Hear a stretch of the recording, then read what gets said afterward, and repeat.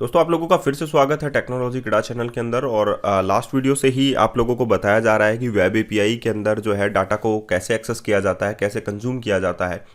तो हम लोगों ने सारी की जितनी भी गेट लिस्ट थी उसको हम लोगों ने रिट्रीव किया। आप लोग पीछे के वाले वीडियोस जो है वो देख सकते हैं। आज मैं आप लोगों को बताऊंगा कि आप लोग टेक्स्ट बॉक्स को कैसे बाइंड करें और उस टेक्स्ट बॉक्स के अंदर आप लोग कैसे वैल्यू डालें। तो आप लोगों को पता है कि लास्ट वीडियोस जो है वो मैंने बताया था आप लोगों को डाटा बाइंडिंग के बारे में। डाटा बाइंडिंग में वन वे डाटा बाइंडिंग और टू वे डाटा बाइंडिंग हम लोगों ने डिस्कस की थी। तो हम लोग आज बात कर रहे हैं टेक्स्ट बॉक्स को बाइंड करने से और डाटाबेस से। तो वेब एपीआई के थ्रू ही हम लोग डाटा एक्सेस करेंगे और टेक्स्ट बॉक्स को हम लोग बाइंड करेंगे। तो इसका नाम जो है पेजेस का, रेजर पेजेस का हम लोग टेक्स्ट बॉक्स बाइंड ही रख देते हैं। टेक्स्ट बॉक्स बाइंड बेस इसकी क्लास हो जाएगी।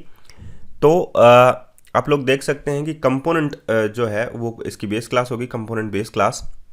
अब आप लोगों को सोचना है कि यहाँ पर हम लोगों को क्या क्या लेना है। हम लोगों को लेना है कि हम लोग क्या करेंगे, एक सिंगल डाटा जो है वो रिट्रीव करेंगे। तो आईडी वाइज हम लोग डाटा रिट्रीव करना चाहते हैं, तो आईडी एज ए पैरामीटर होगा।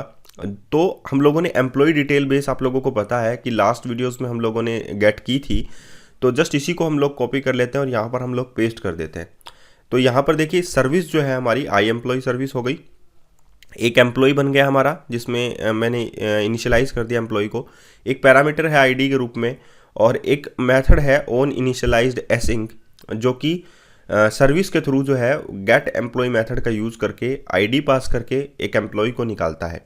ये आप लोगों ने वेब एपीआई के थ्रू डाटा जो है वो एक्सेस कर लिया था और सर्विसेज जो है वो मैं दिखा दूंगा आप लोगों को।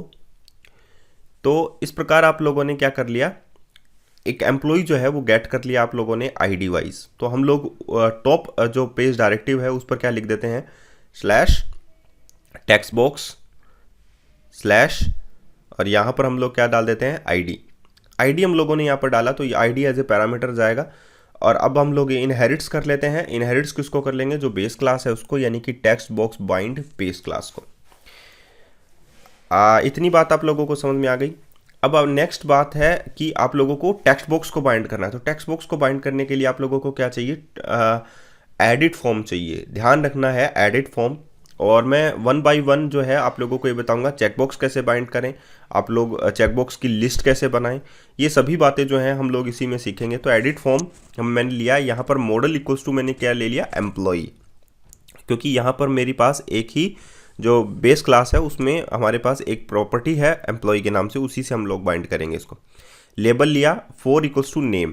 तो इनपुट बॉक्स से ये बाइंड हो जाएगा। इनपुट टेक्स्ट इक्वल्स टू मैं यहाँ पर क्या ले लूँगा, आईडी इक्वल्स टू नेम।